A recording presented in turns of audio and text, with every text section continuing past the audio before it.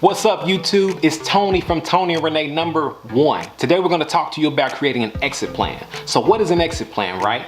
An exit plan is a 6-step questionnaire that asks specific questions about a particular problem. It asks why, when, and how you want to change your own situation.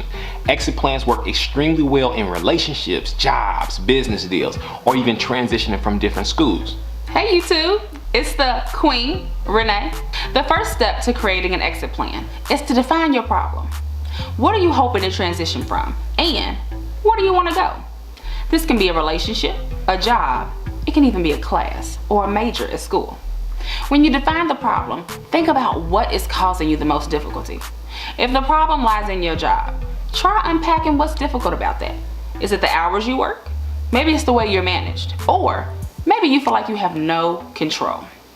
It could be that maybe it's just not the job for you. Try starting with this sentence. When I think of my situation, the first problem that comes to my mind is, and you fill in the blank. Remember, as you start to think of it, you can have more than one issue or problem with your situation. Whatever you do, be sure to list as many of those as you can. Step 2, now that you've defined the problem, let's think about why you want to leave. Maybe one of the reasons is that your situation is not a good fit. You're not getting enough out of your own situation. Whatever it is, be sure to write down all those issues and be honest with yourself. Don't be modest. Write down all the complaints that you tell other people. Step 3. Next, you gotta think about the benefits of your situation, if there's any. Sometimes, even though we want to remove ourselves from jobs, schools, even relationships, we have to be sure that we aren't making a quick decision based off impulse and emotion. Because it's not always a good idea to leave a situation before seeing the whole picture. For example, one benefit of your job could be it's convenient, or maybe you get along really well with your coworkers. You gotta consider all the good with the bad to make the best decision. You don't want to act too fast and realize that you had a better situation than you thought once it's too late. Step 4. Now let's think about the benefits of removing yourself from the problem. What are the good things that come from making this change? What do you want back in return? What are you looking for in changing your own situation? Sometimes it can be a fresh start, or you may just want something new. Whatever it is, you have to think of as many notes as you can, the positive and the benefits of your decision, and ask yourself, is this something that I really want to change? Am I putting forth enough sacrifice, time, and energy, and giving it enough attention to actually make this change happen? Step 5. This is the big one. When do you want to leave or make this change? This is one of the most important steps of your exit plan, because setting a deadline or a time frame really helps you to hold yourself accountable. Because after all, there's no reason for an exit plan if you don't have an end goal or a plan to follow through with your commitment, right? A good deadline is somewhere between 60 and 90 days. Depending on just how severe your situation is, it could be the same day. I remember working at a job that was extremely toxic to my mind and my ability to do my work. My manager was unsupportive, rude, and really judgmental. And my job duties were unrealistic, overwhelming, and I was stressed. I knew deep down after being there for like 2 months that this was not the place for me.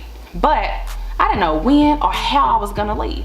So, I kid you not, I kept 2 cardboard boxes in the trunk of my car just to have them for the day I decided to quit. I remember that day clearly. I was fed up, fired up, and y'all, my car was fueled up, ready to pack those boxes and hit the road. This was a severe situation for me. So it was one that I felt I needed to leave immediately. So that's what I did. But I was also in a situation where I could afford to leave so quickly. I had no kids at the time, no major bills, and I still lived at home with my parents.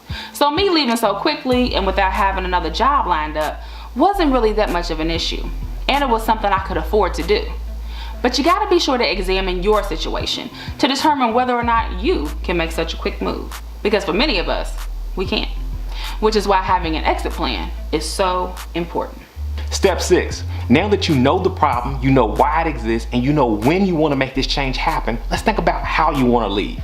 For instance, if you're leaving a job, it's always good to put a 2-week notice in, right?